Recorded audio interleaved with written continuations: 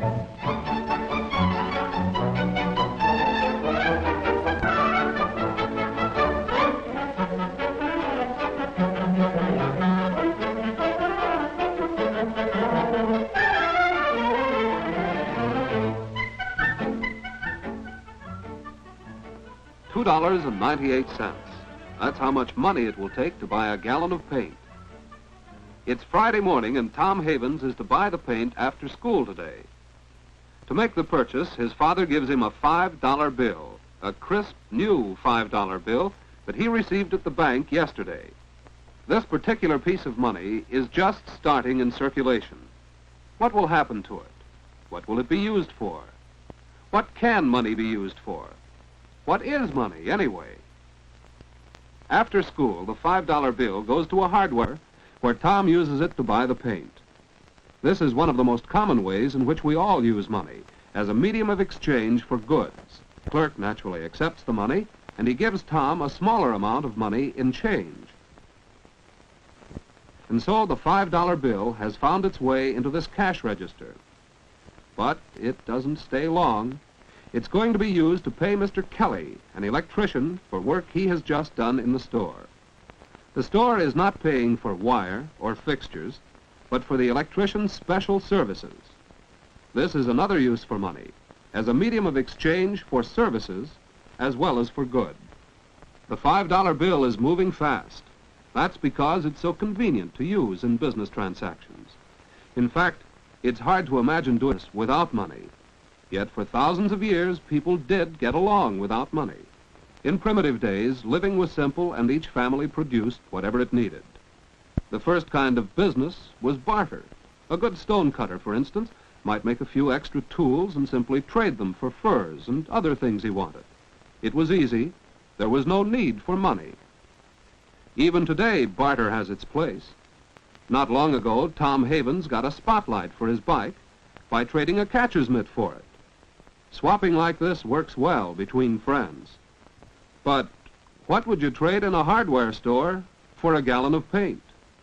And how would the store owner get the paint and the other goods he sells?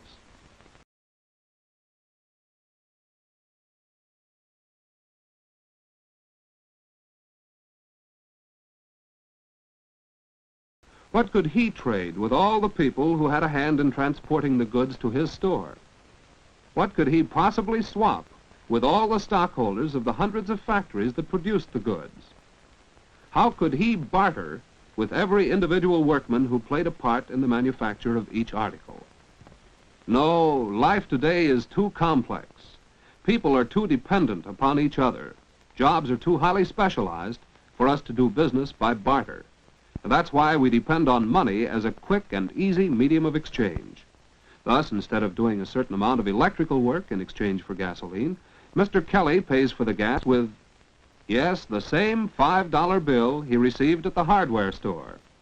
This convenience of modern money has evolved from an age-old search for a satisfactory medium of exchange. Out of the simple barter of primitive people, spearheads became one of the first articles used as money. Shells have also served as money. Wampum was used by the American Indians. And hundreds of other articles have been money to various people at various times. But none of these met all the requirements of good money. Money should be something of value, yet who but a huntsman has any use for spearheads? The value should be obvious and uniform. Who but an expert knows what this fur pelt is worth? Money should be easy to carry about. Metal rods certainly aren't. Money should be divisible. How do you make change when the price is half a cow? Money should be durable. Too much salt money got caught in the rain. Out of such trying experiences, gold and silver emerged as the most durable, most convenient, most satisfactory money. For greater convenience, men started giving out gold and silver coins with values imprinted on them. Later, governments took over the exclusive function of coining money, because unscrupulous men began to cover cheap metal discs with gold and silver plating. So today in the United States, any money is counterfeit and so worthless unless issued by the federal government. And anyone who knowingly tries to spend counterfeit money may be fined a large amount and sent to jail. The coins we use are made in one of the 3 mints of the United States Treasury, located in San Francisco, Denver, and Philadelphia.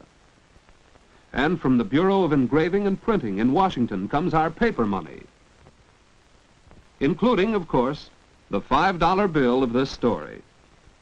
This represents the final stage in the evolution of modern money.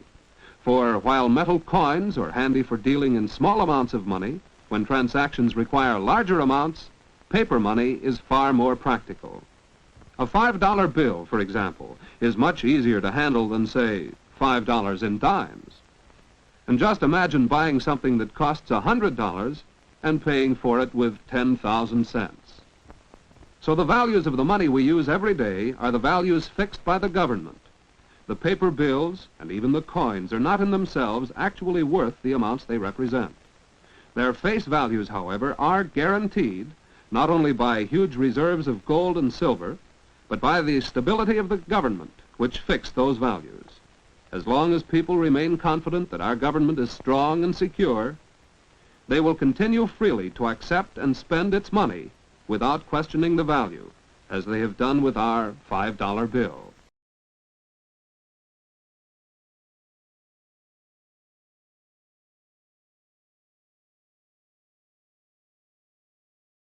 Which is now about to move again, because Mrs. Moore has come in to cash a check.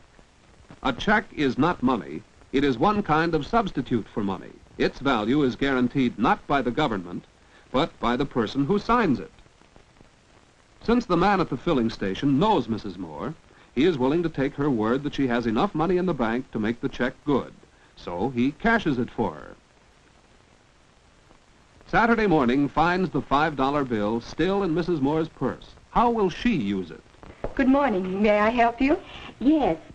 Can you tell me the price of those bookends in the window? Yes, that pair is $8.75, and most attractive. I'm afraid that's more than I care to spend. Do you have a cheaper pair? I do have one pair left that's an exceptional value. It's really worth $6.50, but it's on sale at just $5.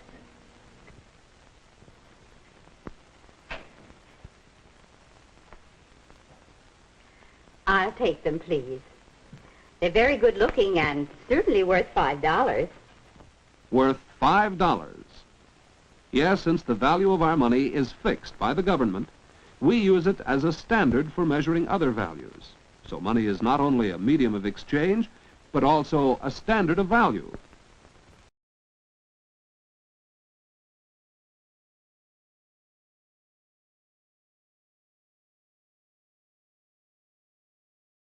At 1 o'clock Saturday afternoon, the $5 bill is transferred from the cash register in the gift shop to the pay envelope of Virginia Height, the clerk who sold Mrs. Moore the bookends. And when Miss Height goes to spend the bill, she learns how money serves still another purpose. Hello. Do you want to make another payment on your radio? Well, yes. But I see the price has gone up since I bought it. Well, don't worry about that. You have to pay only the original price of $30. Oh, I'm glad to hear that. Your balance is just $15. I was so sure the price when I bought it was only $30. So we see how money serves as a standard for future payments, a yardstick by which we measure the value of anything bought or sold to be paid for in the future.